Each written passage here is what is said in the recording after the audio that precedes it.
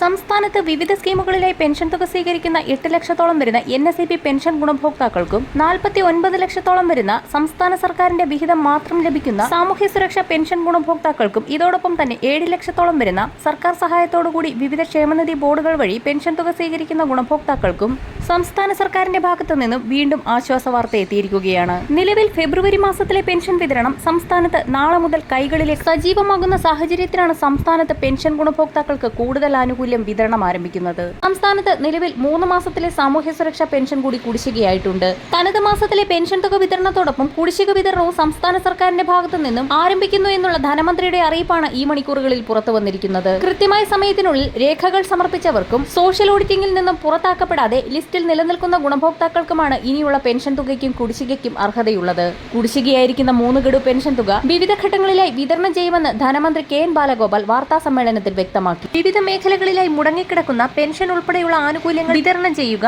സാമ്പത്തിക വർഷാവസാനത്തിലെ ചിലവുകൾ മറികടക്കുക എന്നീ ലക്ഷ്യത്തോടുകൂടി സംസ്ഥാനം വീണ്ടും കേന്ദ്രത്തോട് കൂടുതൽ വായ്പ അനുവദിക്കണമെന്നാവശ്യപ്പെട്ടുകൊണ്ട് കത്ത് നൽകി. പെൻഷൻ കുടിശ്ശിക തീർക്കൽ, ക്ഷാമബത്ത കുടിശ്ശിക വിതരണം ചെയ്യുക, നിർമ്മാണ തൊഴിലാളി മേഖലകളിലെ കുടിശ്ശിക വിതരണം, മാർച്ച് മാസത്തിലെ പദ്ധതി ചെലവുകൾ മറികടക്കൽ എന്നീ ആവശ്യങ്ങൾ ഉന്നയിച്ചുകൊണ്ടാണ് വീണ്ടും വായ്പാനുമതി തേടിയിരിക്കുന്നത്. കൃത്യമായ സമയത്തിനുള്ളിൽ രേഖകൾ സമർപ്പിച്ചവർക്കും സോഷ്യൽ ഓഡിറ്റിംഗിൽ നിന്നും പുറത്താക്കപ്പെടാതെ ലിസ്റ്റിൽ നിലനിൽക്കുന്ന ഗുണഭോക്താക്കൾക്കുമാണ് ഇനിയുള്ള പെൻഷൻ തുകയ്ക്കും കുടിശ്ശികയ്ക്കും അർഹതയുള്ളത്. കുടിശ്ശികയായിരിക്കുന്ന 3 ഗഡു പെൻഷൻ തുക വിവിധ ഘട്ടങ്ങളിലായി വിതരണം ചെയ്യുമെന്ന് ധനമന്ത്രി KN ബാലഗോപാൽ വാർത്താ സമ്മേളനത്തിൽ വ്യക്തമാക്കി. ഫെബ്രുവരി മാസത്തിലെ പെൻഷൻ തുക വിതരണം മാർച്ച് 3 അവസാനിക്കുകയും വിതരണം ചെയ്യാതെ അവശേഷിക്കുന്ന തുക തിരികെ പെൻഷൻ ലിമിറ്റഡ് കമ്പനിയുടെ അക്കൗണ്ടുകളിലേക്ക് ട്രാൻസ്ഫർ ചെയ്യപ്പെടുകയും ചെയ്യുന്നതാണ്. ഇതോടൊപ്പം തന്നെ സാമ്പത്തിക വർഷം മുതൽ ഗുണഭോക്താക്കൾക്ക് 3 ഘട്ടങ്ങളിലായി 3200 രൂപ വീതം കുടിശ്ശിക പെൻഷൻ ഉൾപ്പെടെ വിതരണം ചെയ്യുമ്പോൾ സോഷ്യൽ ഓഡിറ്റിംഗിന്റെ ഭാഗമായി പുറത്താക്കപ്പെട്ട ഗുണഭോക്താക്കൾക്ക് കുടിശ്ശിക തുകയിലും തുടർന്നുള്ള പെൻഷനിലും അർഹതയുണ്ടായിരിക്കുകയില്ല.